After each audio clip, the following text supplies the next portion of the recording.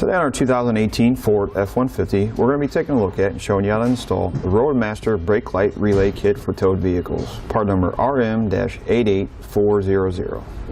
First, let's talk about what comes in our kit. You're going to have your brake relay, which is going to attach to your brake light switch, your fuse tap, your 10 amp fuse, a few butt connectors, ring terminal, your self-tapping screw, and a little extra wire. So let's talk about what our vehicle is going to do if we don't have our brake relay installed. Let's say you have a brake system on your towed vehicle or on your Ford. You're towing it down the road. When you hit your brakes in your RV, the brake lights are going to come on in your truck or in your towed vehicle. However, when you hit your brakes and you turn on your blinker in your RV, you're only going to see the brake lights in the truck because the brake light signal is overriding that turn signal. What this relay is going to do, it's going to allow that signal to transfer from the RV to the truck.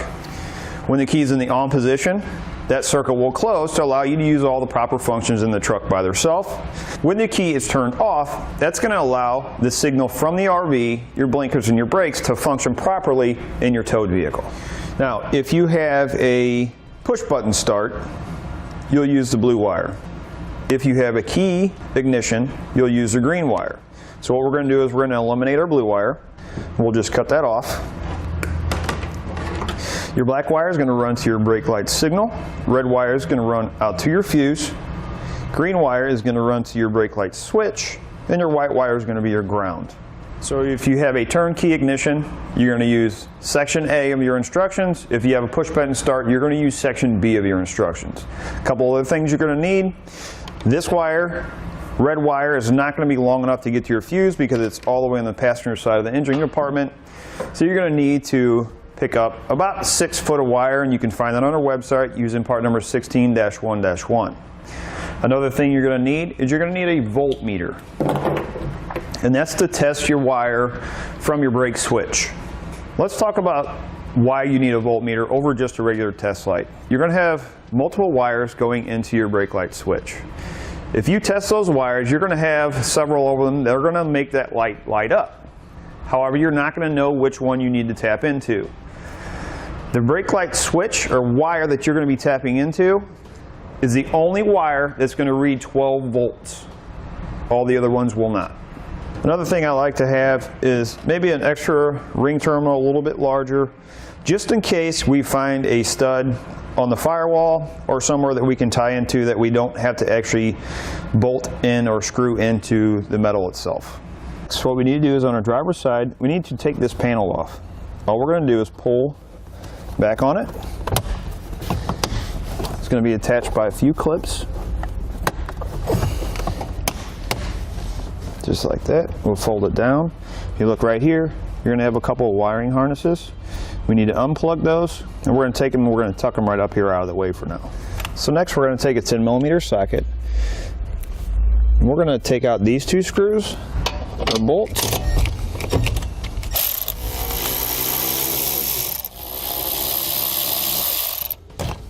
Then we're going to take out the top 2 on this metal panel.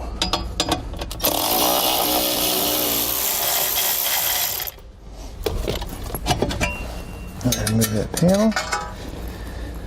And then right on the back side, you're going to have 2 push clips that hold this in place. And we're just going to push them together and slide them out. And then we're going to take this panel, set it aside. So we're looking for this light blue switch right here. The wires that are coming off the back of it, we need to take this coating off, or this tape. So we'll just start peeling it off. You want to peel it back pretty far.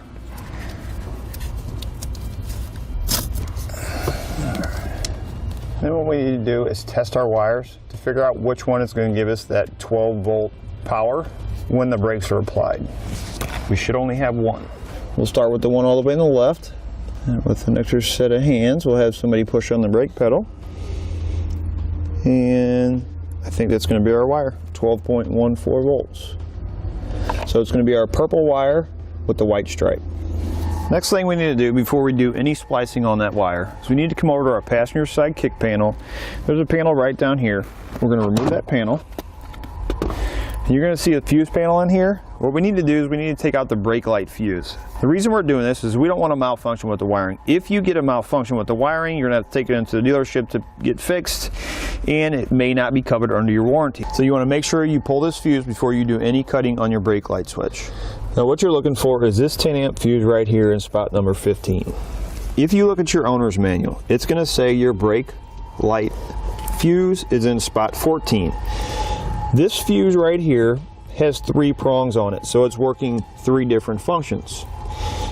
This is actually going to be spot 14, this is going to be 15, so it's going to be this whole fuse that we're going to be taking out. We'll just pull that out with some needle nose pliers. So now we're going to cut our purple wire. You want to make sure you cut it back from the switch a little bit. Get it there.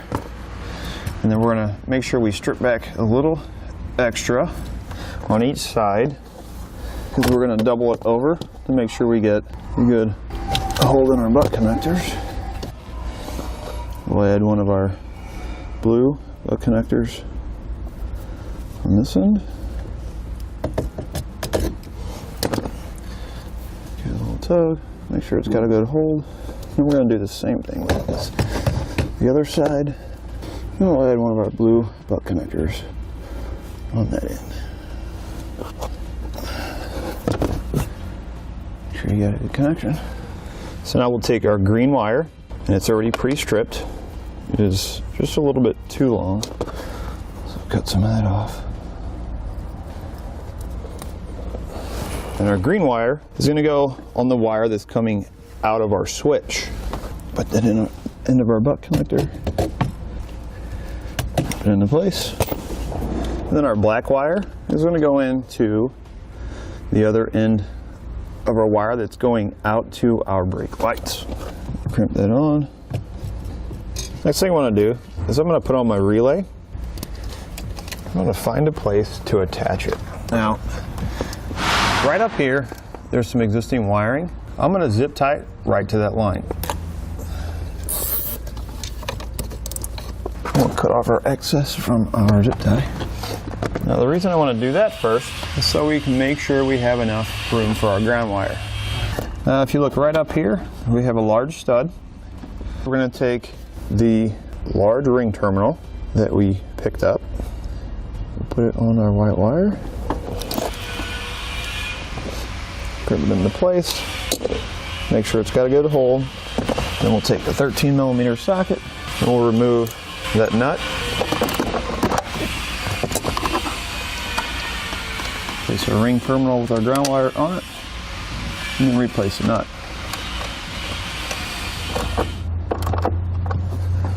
So we've taken our extra red wire, and there's a rubber grommet right here on the firewall that goes out to the engine compartment. Now we put a hole in the rubber grommet. You can do it with a very small flathead screwdriver, Phillips screwdriver, poke a hole in there, and then attach this to the wire, to a wire hanger. Airline tube, if you have some, works well. To get it through the hole. So anyway, we're going to take our red wire from our switch, and then we're going to put it on the red wire here, which is going to go to our fuse panel over on our passenger side in our engine compartment. Put one of our butt connectors on. We'll take our red wire coming from our engine compartment, and we'll put it on the other end. And we'll take all of our wires. We'll just kind of bundle them up. I'm going to zip tie in right here to this existing wiring, just to keep them up out of the way of whoever's driving the vehicle. Then we can put our panels back in place. Now our red wire coming out of our rubber grommet in our firewall. Pulled it up, ran it right across the back of the firewall. I tucked it in behind that cardboard panel, right over to this side.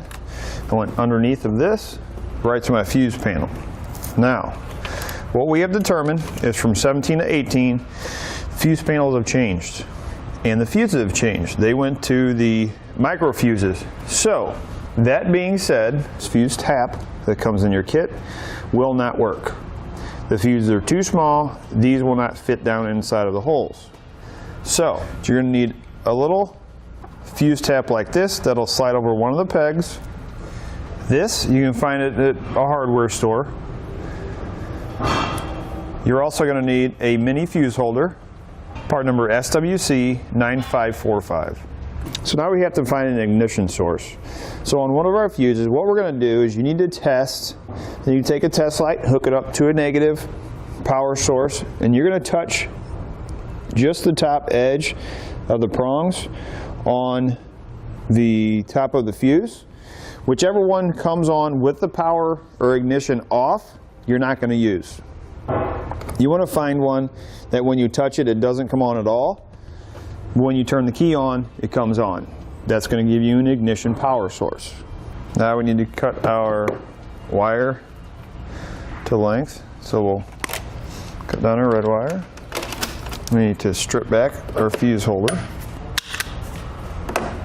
We're going to strip back our red wire that we ran from the inside of the vehicle. We're going to add on a heat shrink butt connector because it's going to be living outside of the vehicle. Maybe exposed to some of the elements. We'll add our fuse holder, butt connector, onto our red wire going inside the vehicle. Next we need a spade connector. You want to make sure the spade connector is going to fit on the end of your tap.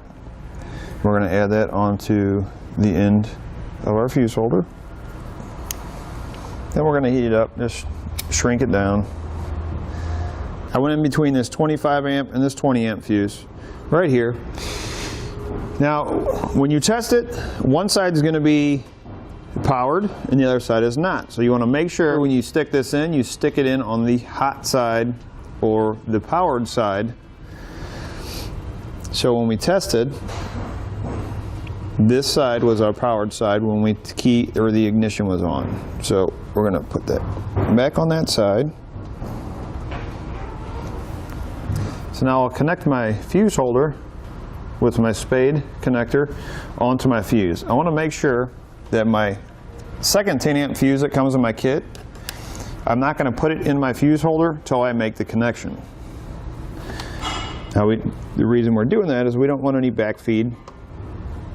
We want a direct connection, so we don't want to mess up any of our factory wiring. So now we'll put in our 10 amp fuse. We can reinstall our cover. Just like that. Last thing we got to do is reinstall our fuse to our Brake-Lite switch. So now we're going to test out our Brake-Lite switch relay.